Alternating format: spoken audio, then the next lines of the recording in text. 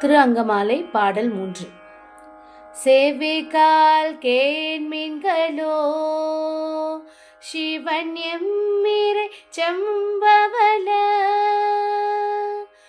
எரிபோல் மேனி பிராந்திரமே போதும் சேவிகால் கேண்மீன்களோ. பாடல் விளக்கம். செவிகளே எமது தலைவனாகிய சிவபெருமான் செம்பவளம் போன்ற தீயினை போன்றும் சிவந்த நிறம் கொண்டவர். பெருமைக்குரிய அவரது பண்புகளையும் செயல்களையும் எப்போதும் நீங்கள் கேளுங்கள்.